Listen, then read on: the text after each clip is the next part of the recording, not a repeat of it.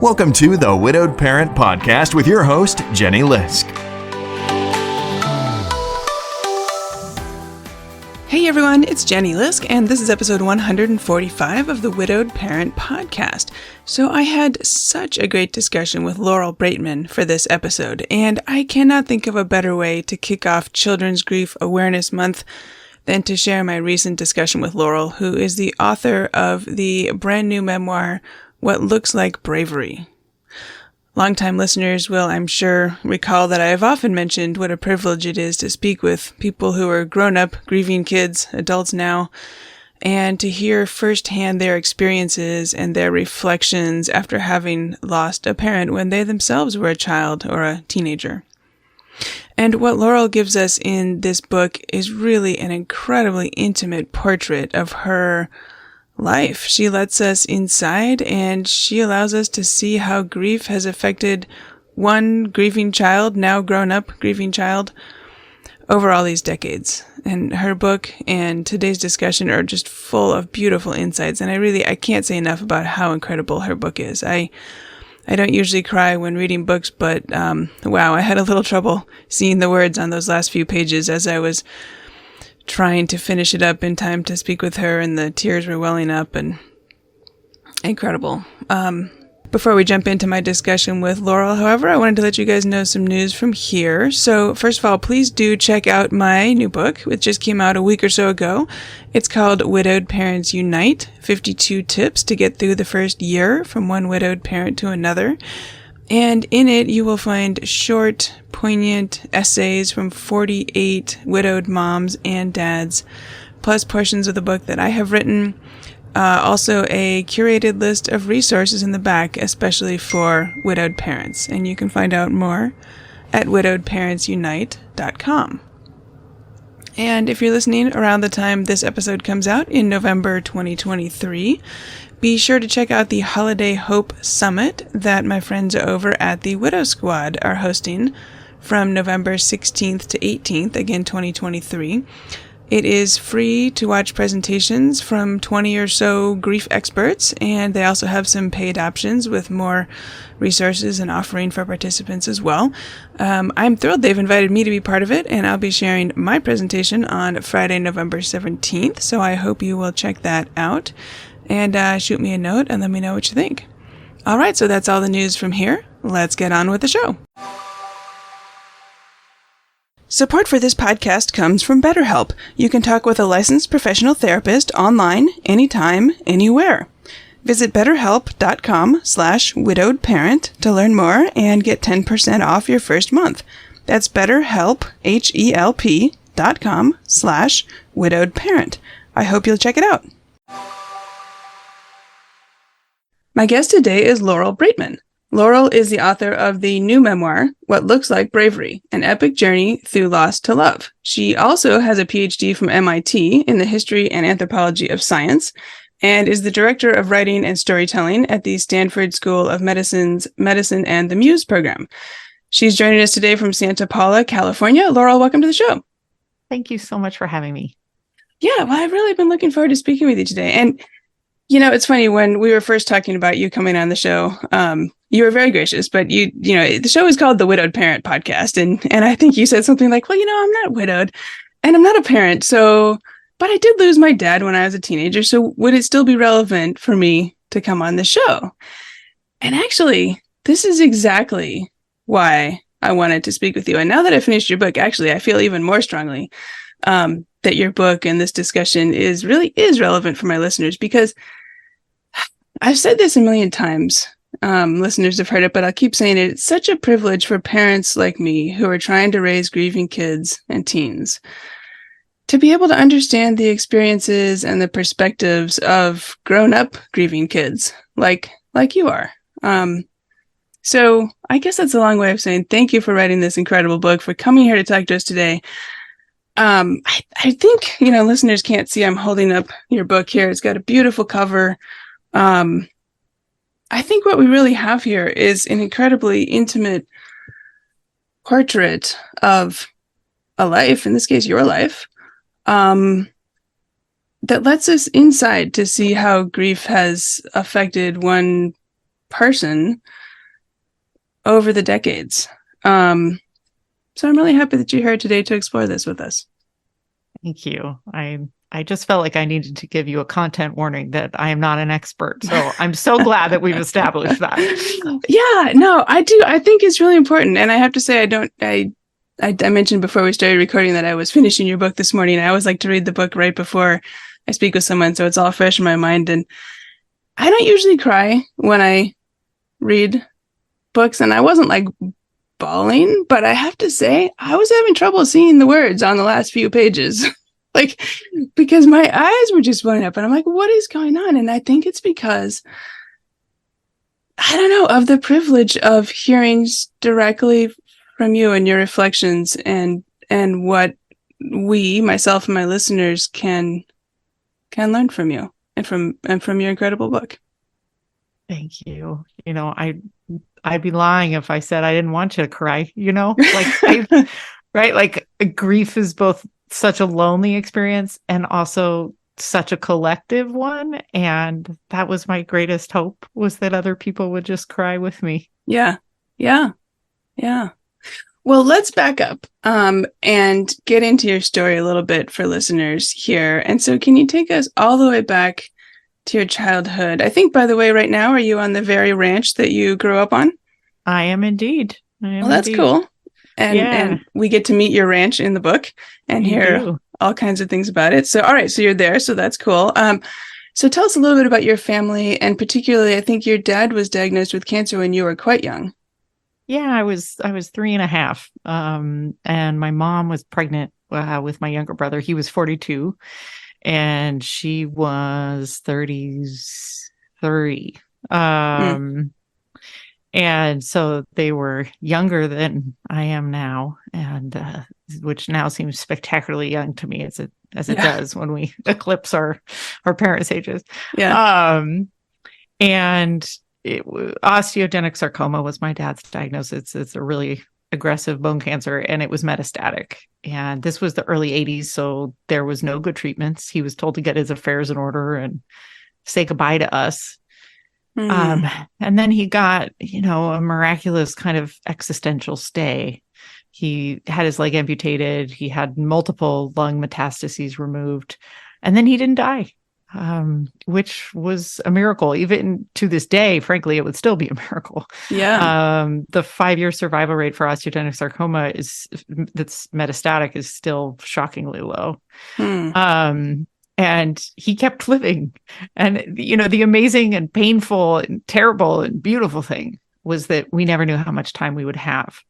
So we really lived, and I know this will be familiar to many of your listeners. I know it's true for many of the guests you've had on, and to some degree your experience too. We live scan to scan, waiting for those kind of results in that weird limbo, right? Where the axe is going to fall, the sand is going to run out of the hourglass, but you never quite know when. So we lived like that for a very long time. Yeah, I was thinking here about the math in my head. You said you were 3.5 when he was diagnosed, and I think you were 17 maybe by the time when he did die. So that's like almost 14 years. It's incredible for a prognosis that was months long at best. He was very lucky. He would be the first person to say that. Also, we were deeply privileged. He was a cardiovascular surgeon, and he was willing to do whatever it took, both financially and with his body, to pursue all kinds of treatments, which I really don't think is the right choice for everyone. It was his choice. He did a lot of experimental radiation, which now is, standard procedure, but then was experimental. He did a lot of experimental chemo. He begged his friends to do surgery when it wasn't advised. And it was also just a totally different time in American healthcare. Like, he wouldn't get charged for consultations with experts. So if he could cover his travel, then he wouldn't have to pay. Doctors were seeing each other for free. Oh, wow. Which is insane thinking about now, right? So he didn't have to pay for a bunch of his care. And he knew, and this was pre-internet, so he knew how to order journal articles on the latest research and everything else. So I think he was lucky where his metastases were, that they, didn't interfere with his cognitive function. for example, and he was privileged from his training that he knew how to pursue experimental stuff, which again, I don't think is the choice for everyone. It's what he wanted to do. Mm-hmm. Mm-hmm. I remember reading in the book that when you were 12, I think, well, I guess I should back up first. I got the sense that your dad was spending a lot of those 14 years preparing you and your brother, and maybe your mother too, for his eventual passing, which, as you said, nobody knew when it would be. Yes, it was something I would say like the Howard Braitman Survival School that only had 2 students, and it was my brother and I. My brother's younger than me by about 4 years. And so we had different roles in the survival school. And a lot of it was just so much fun. And a lot of it was kind of nuts, because it was the skills my dad thought, like in his very particular way, we would need. So it was like, could I squish a guy's eyeballs out if I was ever attacked? Mixed with like, today we're going to make you really good at pool. Tomorrow you're going to learn how to fix a carburetor. After that, you're going to run irrigation line, like from here to the end of the driveway. Mixed with, what is the Krebs cycle? And can you name all the member nations of NATO? So it was like very specific. Some of the skills have served me quite well. I'm a terrible pool player. Not all of it stuck. But it was kind of how he dealt with both his existential anxiety and his real anxiety, that we weren't going to be okay. And he didn't know when he was going to have to say goodbye to us. He ended up living 14 years, but we never thought that, like because we were living scan to scan in many ways, we thought we would have another 6 months or another 2 months or another year. We never knew we would have that amount of time. And so when I was 11, he had a particularly grave recurrence. His first tumor had been in his knee, and he had had his leg amputated, and then it came back in his other knee.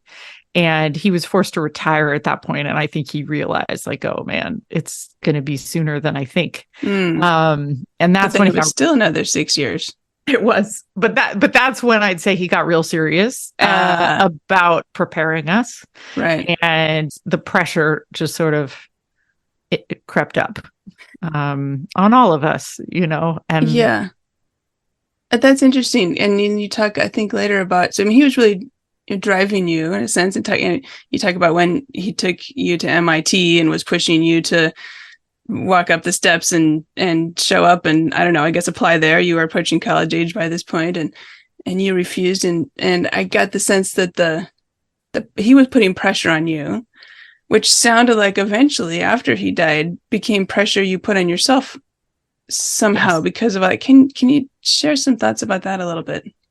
Absolutely. I mean, I think if I had to say one of my dad's core tenets for preparing us for his death was excellence at all costs. And I think that was because, in his defense, like if we were good at stuff, we would be okay. Right. I understand. Would I choose to do that myself? Knowing what I know now? No. But that's what his intention was. I think he felt like if we were the best we could be at the things that he thought mattered, we would be all right without a dad. And he pushed me really hard. And I also liked school. And here's the funny thing. I think part of my life, and also this book, has been about untangling what we want for ourselves from what the people we want love for us. And I think, when we lose someone young, or maybe at any age, right? Like that, what they wanted for us gets so tangled up with their legacy, with our connection to them, with wanting to do right by them, with honoring them. And I wanted my dad to be proud of me. That's like, it still makes me cry. Like I wanted that more than anything, because no matter how sick he was, when I did something he loved, it was real pure joy I saw in his face. And that is a drug I lived for, and unfortunately that the craving for that drug doesn't go away when the person dies. Interesting. Okay. And so I think thank you for sharing that with us. And it's hard. And I think that, now I'm putting on my hat as a widowed parent, right? for us to just understand the kinds of things that our kids might be thinking about. It's not like my kid's experience is going to be the same as yours or someone else's, but understanding the types of things that tend to come up or have come up from other people, I think helps us have a greater context and greater appreciation, maybe, or just, I don't know what I'm trying to say, but this reminds me, I'm jumping way ahead in the story, but this feels like the right time to mention it. You had a conversation with your mom. I think it was like 23 years after your dad died, and you wanted to know what happened on the day of your dad's death, and she told you a bunch about that. And then she said, well, and you told her how hard, like, I think the ensuing 23 years had been, and she said, "I'm so sorry. I didn't know that you felt this way. I always thought you were dealing with the loss just fine." And your answer was, "Well, that's what I wanted you to think." I think that's so profound. I don't think it's uncommon, right? Like, I think about it with my nephews all the time. I look at them and I know I had so many wild beliefs, right? Like, the magical beliefs of childhood are so insane that no adult would just know to say to that kid, like, like, you don't have to touch the wall of the car every time you drive past a power pole to make sure that Auntie Sue makes it through whatever her surgery, right? Like there are so many wild beliefs that an adult would never guess at, so that can't disprove. Mm-hmm. And that a child doesn't know, or as bananas as perhaps they are, or there's some mystery wrapped up in not talking about it. Like, for years, I would say these, like, I called them prayers, but they weren't really prayers. They were a kind of childhood OCD where I would list every possible bad thing that I could think that could happen to my family. And if I said it out loud, I believed it wouldn't come true. Like, had I told anyone about that, they would have said, "Laurel, like, don't worry. You don't have to spend 45 minutes every night, like, going through the disaster list just to make sure we don't have a flat tire on the way to school tomorrow." Right. It's going to be okay. But no one could have ever imagined that I was doing that. And I didn't bring it up. Yeah. Because keeping it to myself was part of the magic of it, right? Like, that's what was making it work. So I think about that all the time, like, well-meaning parents, right? Like, you don't know the weird theories that your child or the child you love that is not your child, has about the world, about cause and effect, because they're not bringing them up to you and you can't guess. And I think, we'll get to this later, but if there's one thing that maybe could have gotten through that, it's not your fault. It's not your fault. It's not your fault. It's not your fault. It's not your fault. You are not bad. You are not bad. You are not bad. You are not responsible. You are not responsible. You are not responsible. And I think I would have had to hear it like that, like a mantra, for 15 years. I don't think anyone telling me once would have worked. Right. Would have worked. I'm glad you're talking about this, because I think that parents don't necessarily, like, I didn't understand, for example, some of these common things that many grieving kids tend to be thinking about and not saying. For example, like you mentioned, the idea that there might be a lot of aspects of their grief they're not sharing. Maybe they don't want to upset their surviving parent. That's very common, right? They know their parent's grieving too, and they don't want to put more stress or worry or something on them.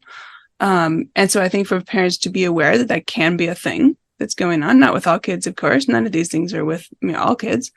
And this thing you mentioned about thinking it was your fault, somehow your fault. And where did I write this down? I think, you were 17. Are you thinking about the Dougie Center, my training with the kids? No, I'm going to come to that, but I'm looking at my notes here because, oh my goodness, I might just have to cut out all this drivel where I can't find what I was thinking of. Oh, you blamed yourself for your dad's death, quote, "because I had needed someone to blame." I thought that was really an important, interesting, profound point. And I, once I started reading about grief and learning about grief, I read and heard that many kids blame themselves for their parents' death. And I thought, okay, that I understand that. And my mind, I think, immediately went to small children, right? Like maybe small children have magical thinking, that phase of childhood, right? Or they don't understand something, or they jump to conclusions, or you hear an example with small children, like, if I hadn't, said to my dad, I hate you, I wish you were dead, or something, then he wouldn't have died the next day, or that kind of thing, right? And I'm thinking small children. I was talking to a widowed parent who was really surprised to hear that her 9-year-old was blaming herself for not curing her father's cancer. And the parent is thinking, if the best doctors couldn't cure it, then how was a 9-year-old going to cure it, right? And surprising at that age that a 9-year-old might think that. And so this jumped out at me when you mentioned that, for your dad's death at the age of 17, your age of 17, that you were somehow blaming yourself for that, which of course, logically didn't exactly make sense, but I completely understand how you could have felt that way. I mean, I think it changes with you. Like I lost my mom much more recently, and I found myself starting down that path. I was over 40, right? Like it just shifts with age. It's not that I think that I wish I had had a cure for metastatic pancreatic cancer. It's rather that we search for somebody to blame because admitting that there was no reason for the terrible thing to happen is too terrifying of a world to live in. So we blame ourselves, I believe, to blame something other than the mayhem and the chaos and the injustice that is often being a human being. And it's not necessarily like blame, like I killed my mother. No, right. It's that experience would have been better had I said this, had I done that, had our last conversation been this way, had I not done this thing 7 months ago, right? It's not necessarily, I think as we get older, it's not necessarily I killed them. It's that this hurts. This is terrible. To admit that this can happen at any moment at all for no reason, because no one deserved it. Right. Therefore, it could happen again. Is so awful. It's better instead, even though it's also uncomfortable, to say, I'm bad. I did something wrong. That's why this sucks so much. Oh. That's, I think, what's happening. Yeah. At least that's profound. That's profound. For me. Yeah. Okay. Thank you. Thank you for sharing that with us. Wow. Okay. See, this is why I like the book so much. Thank you. I had to go on a long journey to figure this stuff out. Oh, I'm sure. Yes. And I want to hear all about the, what was it called? The School Without Borders? Oh, yes. The School of Lost Borders. Lost Borders. Yeah, I got too many notes here. I'm telling you, I can't find I should have put it in a bigger font or something because I'm having trouble finding my notes. But you mentioned the Dougie Center a few minutes ago. I think your journey with the whole grief center stuff, the impression I had was you'd maybe never heard of kids and family grief centers, and you were driving up the coast after a bad breakup, and an episode of This American Life came on the radio. Can you tell us about that? Yes. I definitely had no experience with kid grief support, bereaved kids. I did not know grief support really existed. My family was kind of an isolationist nation and was not extremely pro therapy, which I deeply am now, but was not something that was in my life as a young person. And I was driving away from a really painful breakup with my girlfriend at the time, and just a hot mess, really, even though professionally I was thriving. And I turned on the radio and I heard this episode of This American Life about the Sharing Place in Utah, which was a grief support center for kids. And the director came on and was talking about, what's at stake. The reporter, Jonathan Goldstein, asked the director, what's at stake if a child doesn't get grief support? And the director said, well, intimacy can be hard for them and they can run away. And I was literally driving like 94 miles an hour away from someone who loved me. From a relationship you just, right. Yes. Interesting. Yes. And it was so obvious. I pulled the car over and I started Googling kid grief support near me, Yeah. And I called the director of Josie's Place, which is in San Francisco, which is a wonderful grief support center for kids. And kind of tried to talk about myself as a journalist and say, I really want to enroll in your program as a geriatric teenager. And she was like, that's weird. But you can come as a facilitator. You can train to be a facilitator. So that's what I did. And then I also visited the Dougie Center in Portland. Well, I think, I'm sorry to interrupt. I think when she said, why don't you be a facilitator? You were like, who, me? I'm not a grief expert. Like, why would I be a facilitator here? Exactly.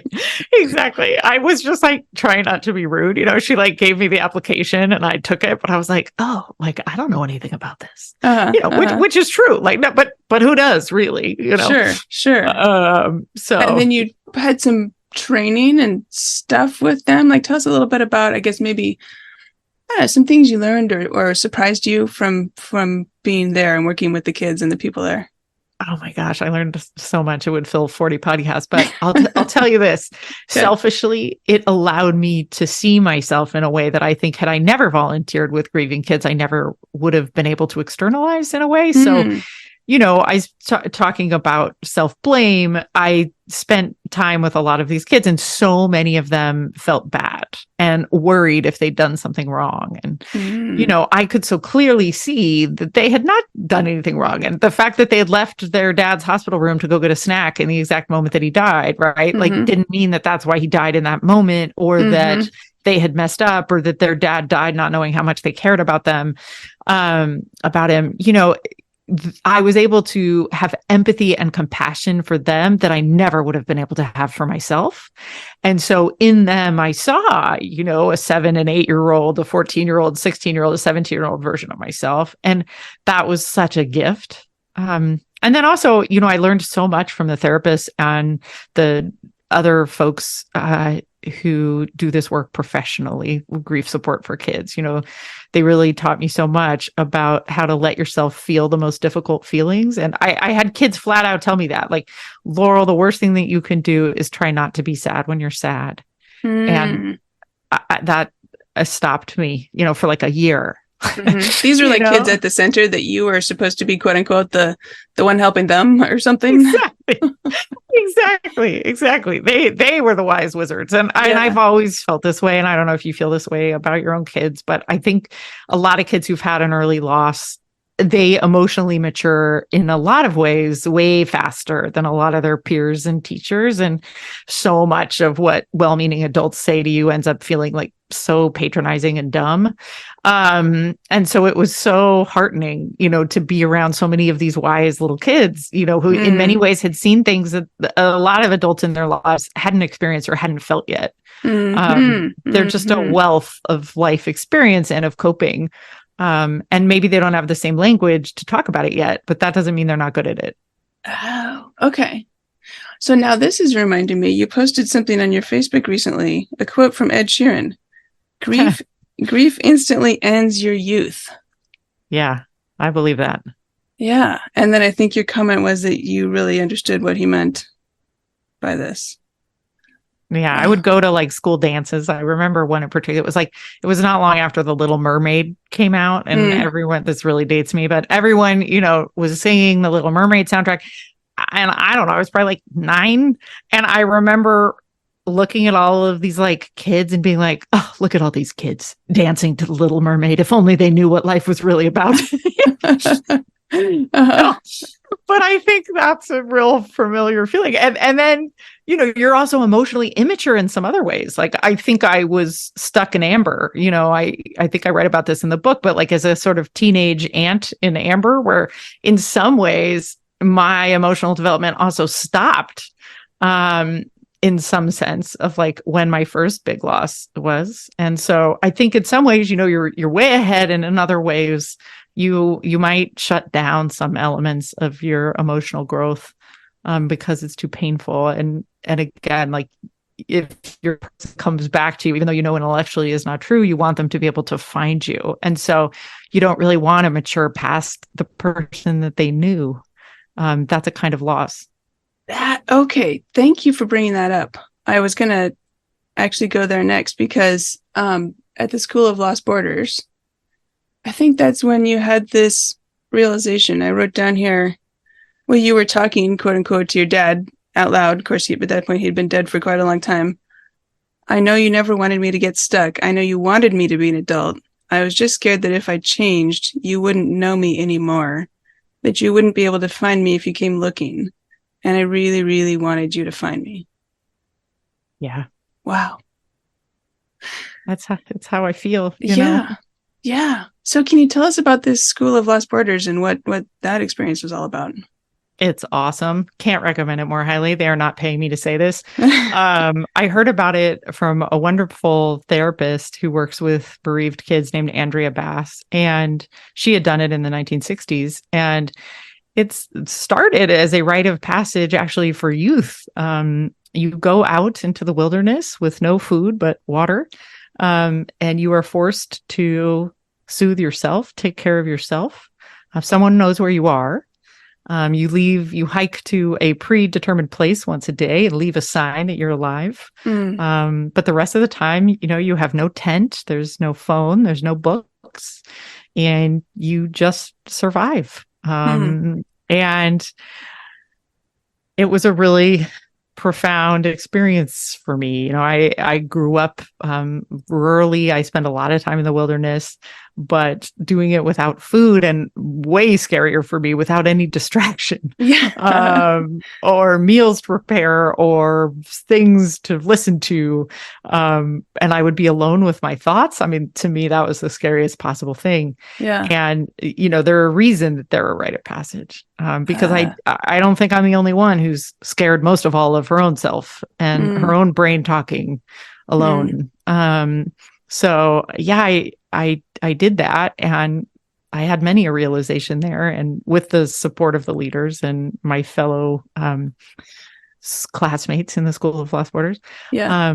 But yeah, one of them was really too that we don't bury the people necessarily when they die, or we don't necessarily say goodbye to them when we die. And I haven't talked to too many grown-up bereaved kids about this, but my guess is that I'm not alone in that. Like, if you're younger, you know, you're not in charge of like the funeral or the memorial service or anything like that. And I think for so many of us, it's that acute period of grief. You're in a fugue state, right? Like, the ritual is helpful, but like, is that really when we say goodbye? Like, is that? So for me, we did some ritual around the loss of my dad, but I honestly don't think I buried him. I don't think I had the ritual until 25 years later. And I think, you know, we don't necessarily do it right when the person dies. I think that I had to become the kind of person who could let him go.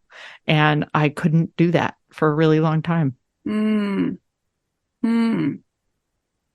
Yeah. Okay. Thank you for sharing that with us. And I'll let readers read all about the whole account of the experience there. I had to laugh when it's a very vivid descriptions. And I think in the very beginning, you talked about how like you'd wake up in the morning, you'd move your water into the shade, you'd brush your teeth, and all of that took like 5 minutes. And then you had like 15 hours before you could reasonably go back to bed. So what were you possibly going to do with this time for the next, 5 days or something?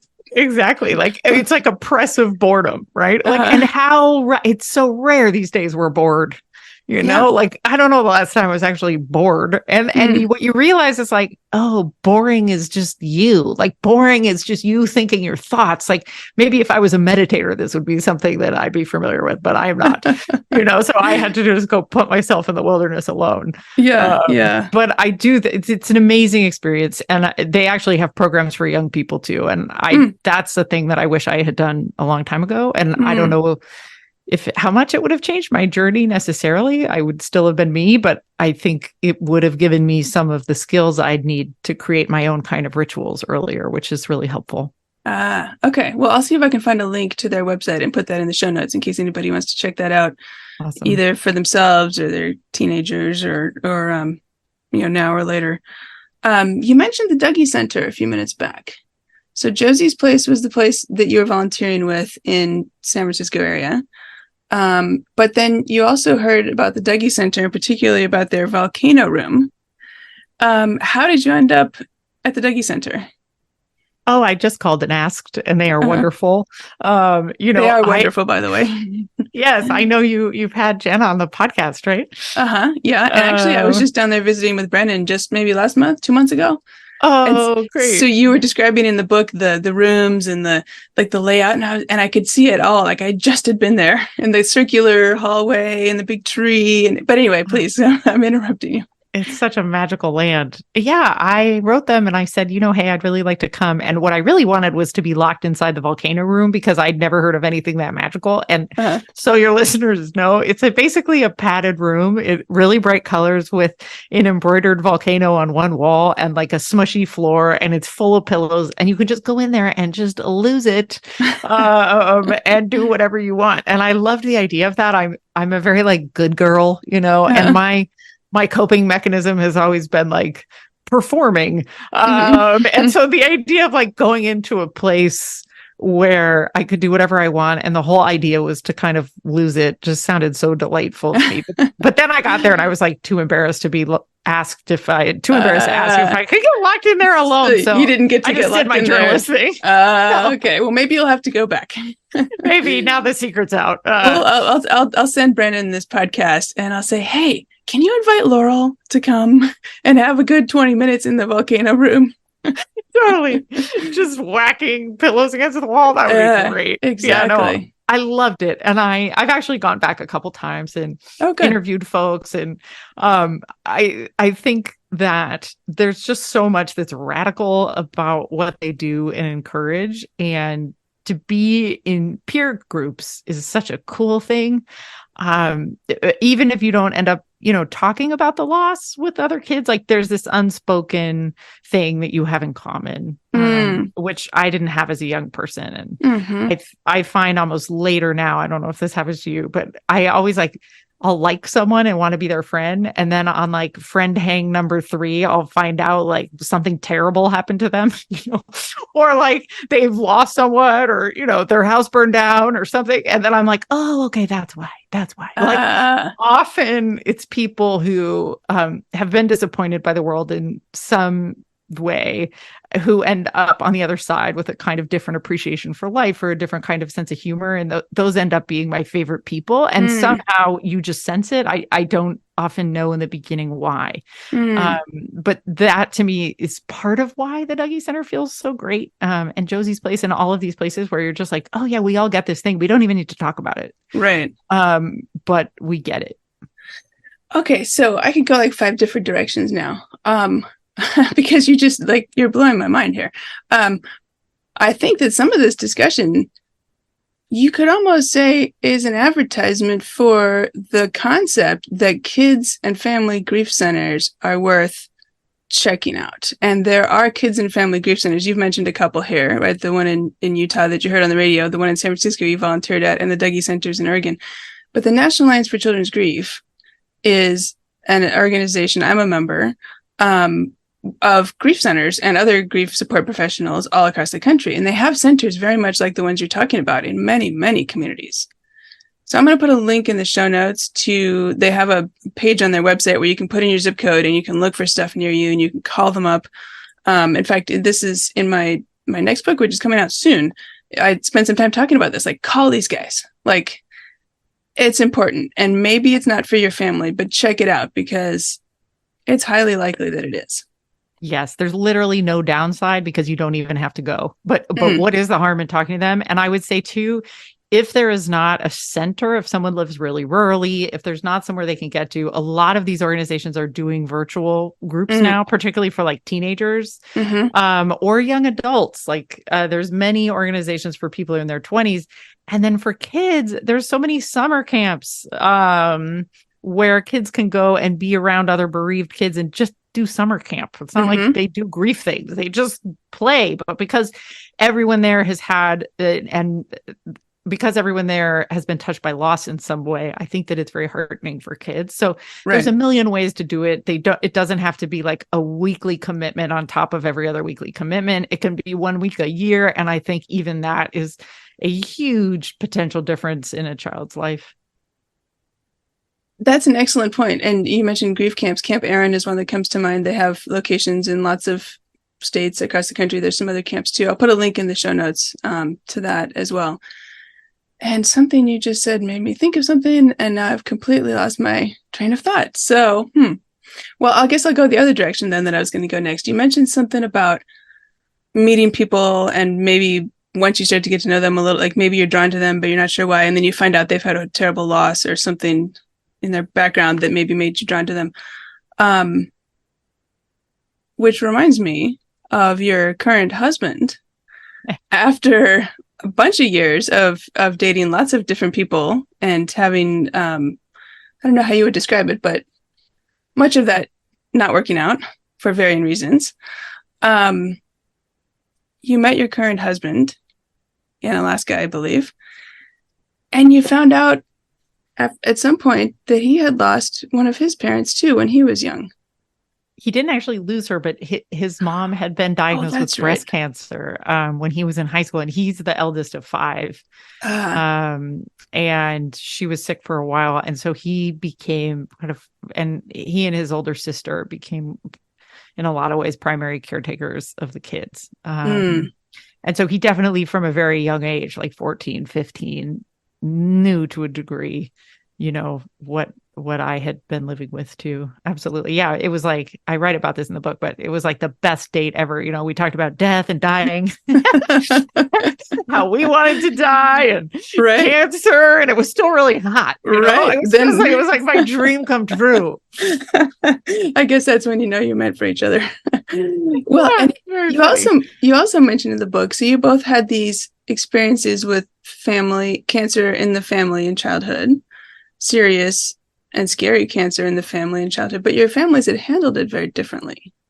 Very, yes. My family talked about absolutely everything to a fault. Like perhaps I didn't need to know like the name of every chemotherapeutic cocktail at age 6, or survival rates based on different stages of bone cancer. I mean, I could have recited all of that to you, and spelled osteosarcoma. Whereas in Josh's family, it was very different. It was very private.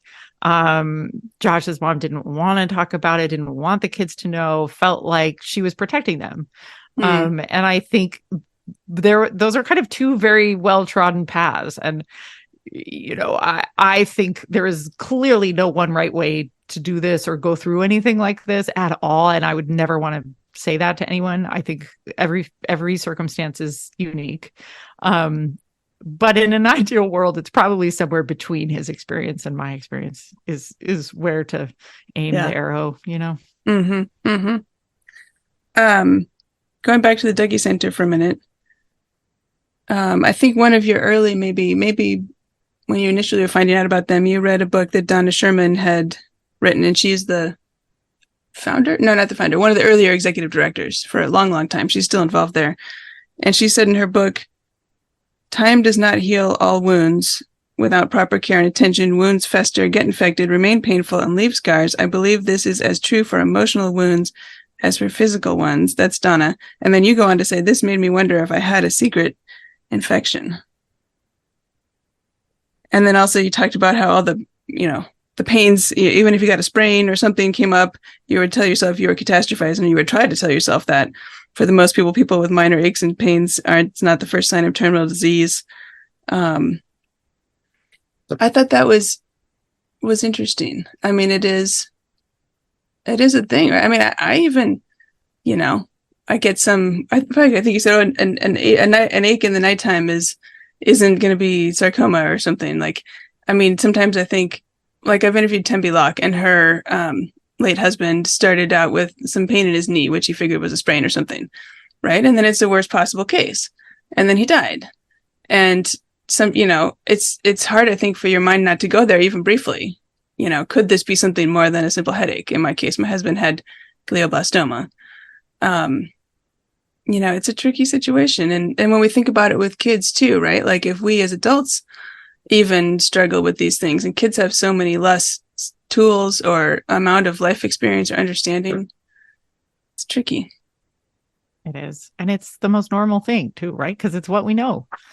So I spent a long time just trying to like yell at myself when I was catastrophizing. And now I'm just like, oh yeah, look at you thinking this is bone cancer. Look at you think this is pancreatic cancer. Look at you think this is bladder cancer or whatever, you know? Because after my father died, my mom got remarried and her second husband died of bladder cancer. Like within a year of their marriage. My mother died of pancreatic cancer. Like there has been many people close to me where it has been the worst case scenario. It's not just my father. And every one of those ends up in the kind of file that is marked, it can be you too, right? Instead of it's probably not. Right. And so how do we live with the beautiful part that can be coming through these experiences, not that I would wish them on my worst enemy, but which is a gratitude and a deep awakeness in life mixed with that obvious anxiety around this stuff happens and it can happen to me and it can happen out of the blue. And living between those two poles of like, thank God I'm alive. I love life. And holy shit, my knee hurts. Am I dying? Right? It's right. Yeah. I can go between those two poles like 1,000 times a day. Right. Yeah. Like, and I just am trying to have a sense of humor about it because like the more I fight it, the more it doesn't work because we know, right? Like once you've lived through it, you know, the scan can come back glioblastoma. Like, of course your headache could be it. You know, it's probably not. Right. But you can't tell yourself it's not true. That's a dissonance, cognitive dissonance. Like you're not going to believe it. You're never going to believe yourself. And that's an important point when it comes to kids too, and thinking about as a role as a parent, right? Like the kids know that sometimes the worst can happen. Whatever their other parent died of, sometimes people die. Do they die very often? No. Not most people's parents live until they're much older, but it does happen. So then it's very common that the child is extremely worried, stressed, anxious about their surviving parent, right? Every time you get in the car, are you going to come back?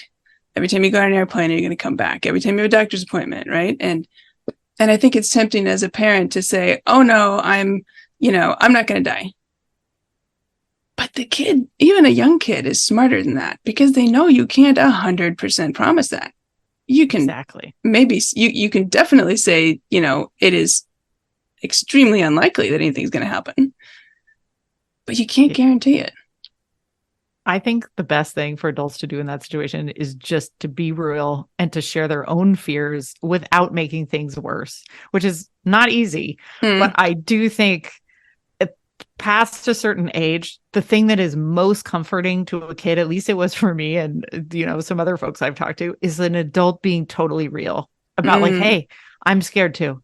I don't want this to happen either. It probably is not going to, but I worry about it too. Right. Just know it's normal to worry about it. And also I'm probably going to be fine. But we both know this sucks. You know, all I wanted was adults to be real with me. And it was the ones that were like, trust in God, or this won't happen, or that was a once in a million chance. Like, and you just sort of shrug them off and you're like, well, that adult is an idiot, Right. I was too well behaved to say that out loud, but that's certainly what I thought. What you were thinking, yeah. Well, and I'm guessing that in your experience and your encounters at the Dougie Center and Josie's Place, that was very much not the environment. It was much more people being honest with kids. Yes. In fact, it didn't even need to be said most of the time, which was what was so interesting.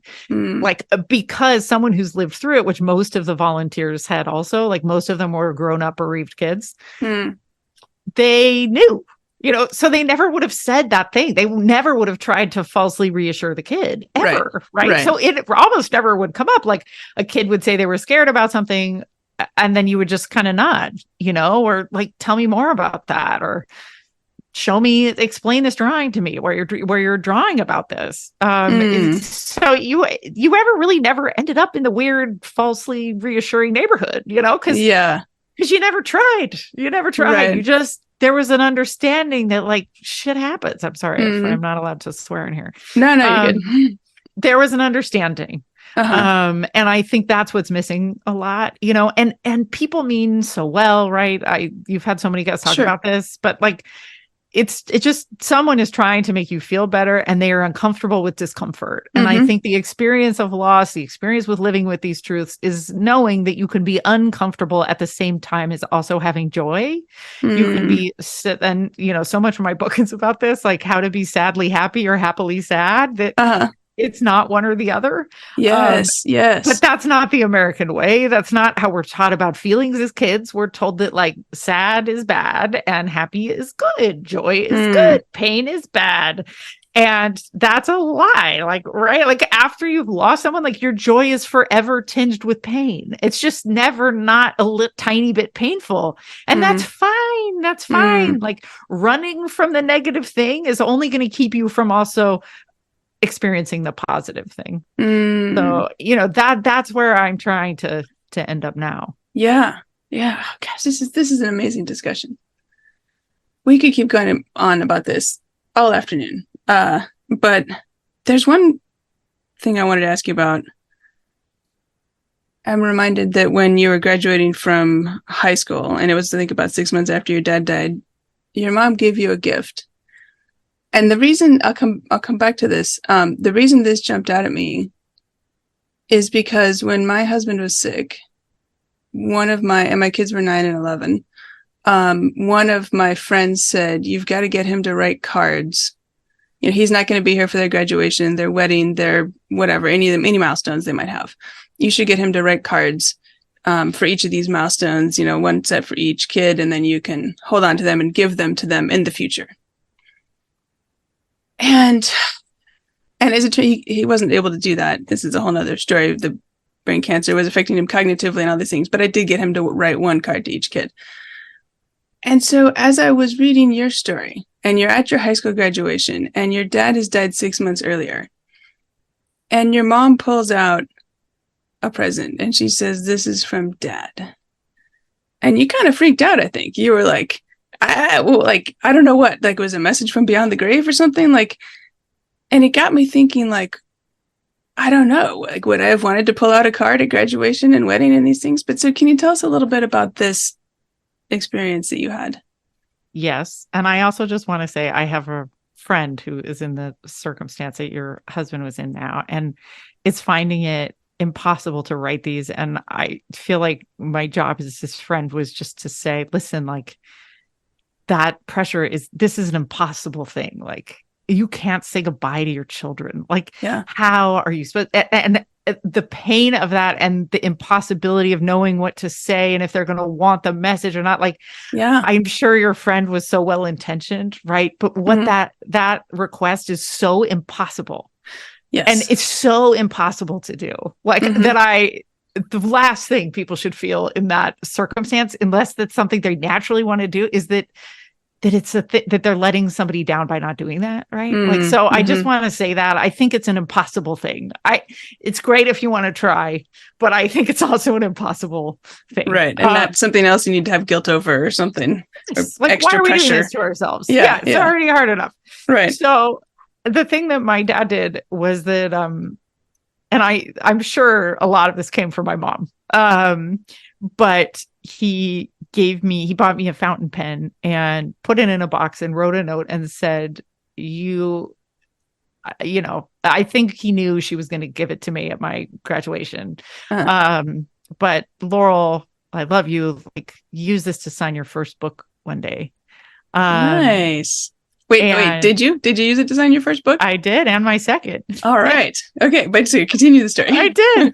But it was an incredible gift. It survived. I lost everything in a wildfire. It's like one of the few things I actually have to this day and own. But it also hurt. And for a number of reasons. One being, I knew it was the last gift he would ever give me. And once I opened it, it meant he was fully gone. The fact that he wasn't giving it to me himself. And that was a kind of finality I don't think I was ready for. Yeah. And then secondly, like, what kind of 17-year-old gets a letter from her dead dad with a pen and then is like, well, I must become a writer now, right? Like, and I did. And so that's what I mean about like untangling their wishes for us from our wishes for ourselves. He knew I wanted to be a writer, and what a gift to believe that I could do it before I could believe I could do it. It's not like we knew writers. I'd never met a writer. Like that seemed like saying I wanted to go to Mars, you know? But yet he believed in my preposterous dream. And that's such a huge gift and such privilege, frankly. So that was a present. But also, like, maybe he just could have given me the pen, right? And said, I want you to have this. Like, and it wasn't like a to-do list I needed to spend the next 20 years working on. Right. Know? Is there, yeah. So that's an interesting point, right? The believing in your dream before you did on the one side, and on the other side, is he giving you some kind of mandate or something that if you change your mind and you decide you don't want to be a writer, are you letting him down in some way? Exactly. Like, and this is all to say, there is no one right way. Right. So no one should shame themselves if they haven't parented beyond the grave enough. Right. Like even when your intentions are amazing, still, it's like a game of telephone beyond the grave. Right. Yeah. The message that's received is not necessarily the message sent. And it took me the better part of 35 years to understand that. Wow. You know, so I just think people should give themselves such grace around this, that there's no frictionless way through, and that's okay. Yeah. And I'll just say on behalf of listeners and readers, I mean, what a gift that you have after 35 years shared what you've learned with us. So thank you for that. Thank you. I'm so grateful. It still feels like I've gotten very naked and unflattering lighting in public. So this is really nice to hear. So. It's hard to be a memoir writer, you know? Oh, God, you know, it's very uncomfortable. It's also such a gift. I think I'll end with this on the topic of being a writer. I pulled out a quote you said towards the end. My dream had always been to go inside books.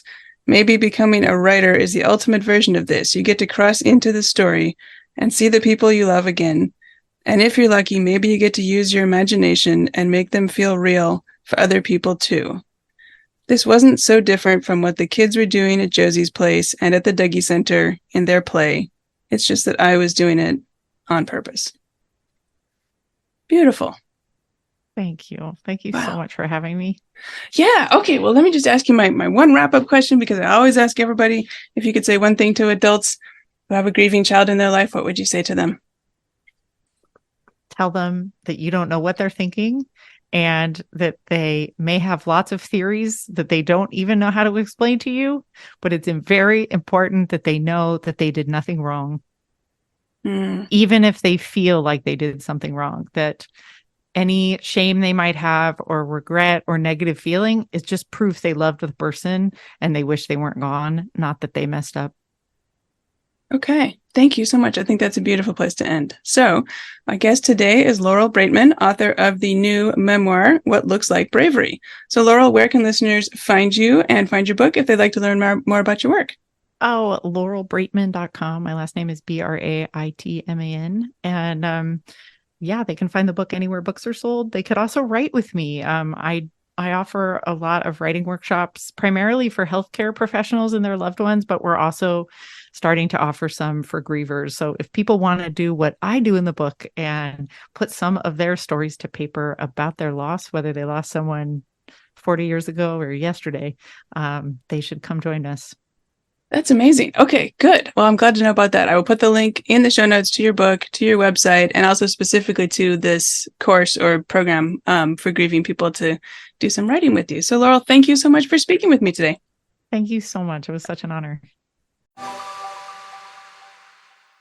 I hope you enjoyed my interview with Laurel Braitman as much as I did. You can find show notes and all the links at widowedparentpodcast.com. Look for episode 145. And if you're finding the Widowed Parent Podcast helpful, please consider supporting the show. It's easy. Just go to buymeacoffee.com/widowedparent. That's buymeacoffee.com/widowedparent. As always, thank you for listening. And until next week, remember, you've got this. Thank you for listening to the Widowed Parent Podcast with your host, Jenny Lisk. Connect with us on social media and at widowedparentpodcast.com.